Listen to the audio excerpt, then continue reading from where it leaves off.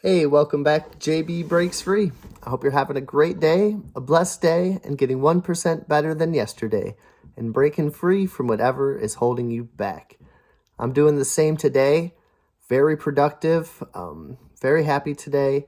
I did some Instacart shopping and I did some Spark Walmart delivery, and I made 51 bucks in, under 2 hours. Made my runs around the thrift stores, didn't come up with much, but then I did 2 product tube orders. Both were at Walgreens, and I made $30, so $81 already in the gig economy today, and it really didn't take that long. Check out Product Tube app. It's very, very easy to make some money on that.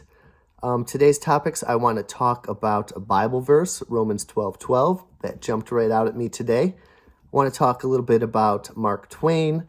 I want to talk about C.S. Lewis. I want to talk about your real competition and just being focused and not being lazy and not being distracted. First Bible verse that spoke out to me today, simple scripture, I think, Romans 12:12. It says to be joyful in hope, patient in affliction, and faithful in prayer.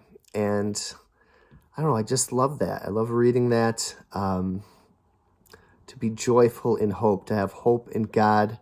Joy is the key to the kingdom. To smile, to laugh, even in the face of difficulties, because why not? They're there. We can have faith and joy that God has our backs, and just to smile and be happy. And I think that's what one of my main goals in life is, to be patient in affliction. Affliction is going to help us grow character. We have to be patient in it, and it's going to benefit us. What afflictions are there? I don't know, my neuropathy, certain body pains, certain difficulties that we may face in life, even the most difficult ones, to be patient, because those will grow our character. Nothing is in front of us that we cannot handle. And to be faithful in prayer, that God is in control, that we are not in control. To keep our ego down, which is one of the main points of our competition, I do think, that I'll talk about later.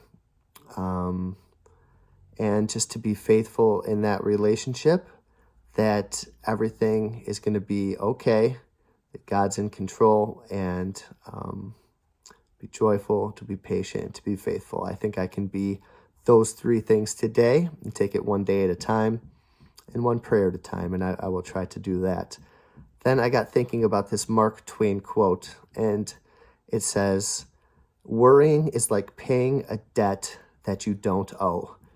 And as someone who tried so hard to accomplish debt freedom, why would I want to go back into that with worry? Worry is like paying a debt that you don't owe. So we are not debt free if we are in worry.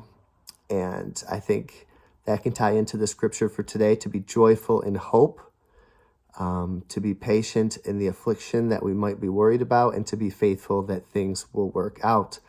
Mark Twain also says, I've spent most of my life worrying about things that have never happened.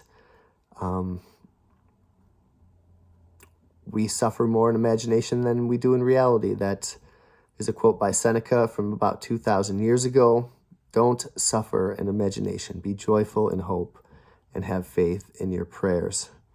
And how much of our lives are we spending worrying about things that are not happening?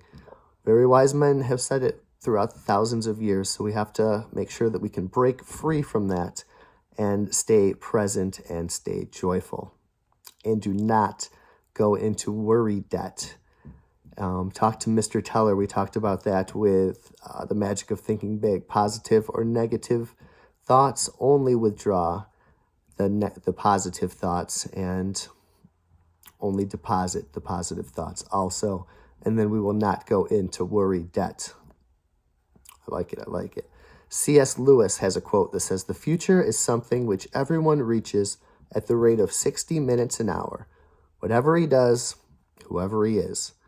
We talked about slowing down time with 1000 Gifts book, by really noticing the gifts, the gratitude, the little things, by naming them, we can at least kind of keep time from going by in a blur. But we each get the same 60 minutes an hour, 24 hours in a day. It's coming at the same rate of speed for every single person. So what do we do or what do we not do? We're going to pay a price for either one of those things.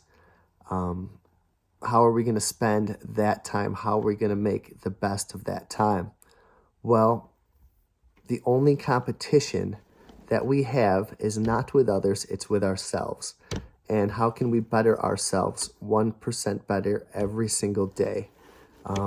This is your competition. Comparison is the thief of joy. Your only competition is that person in the mirror. The knowledge that you neglect to learn. Go on a mission to seek out as much knowledge as you can. Be a constant learner throughout your whole life. Learn something new every single day, and it will help you to become free in so many different ways.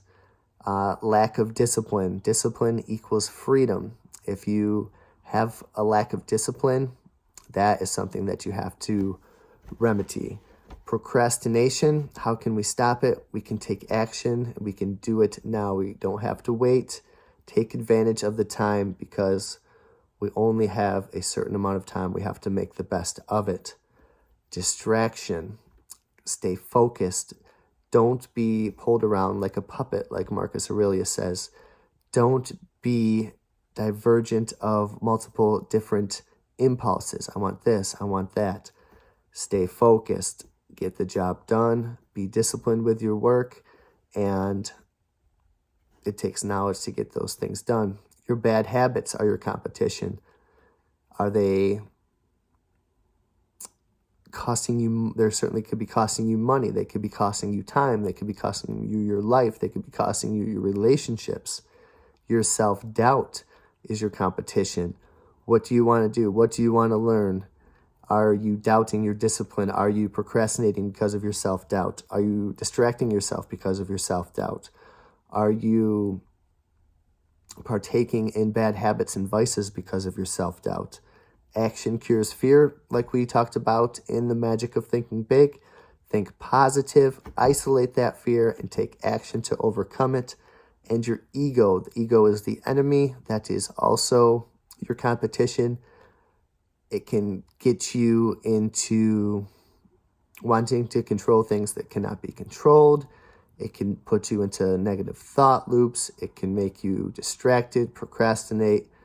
Your ego might say you know all that you need to know. You could neglect to learn because of your ego. Your ego could say your bad habits aren't that bad. Your ego could suppress your self-doubt. So overcome those things. Learn your lack of discipline, lack of procrastination, bad habit, self-doubt, and ego. Those are all things that we can break free from and to limit ourselves from being yanked around like a puppet, dancing like a puppet, and from divergent impulses. Stay focused on the task in hand. Be joyful. Be patient. Be faithful. Don't worry about things that most likely will never happen, and take advantage. We all have the same 60 minutes in a day. Put them to good use and get 1% better. I'll talk to you on the next video.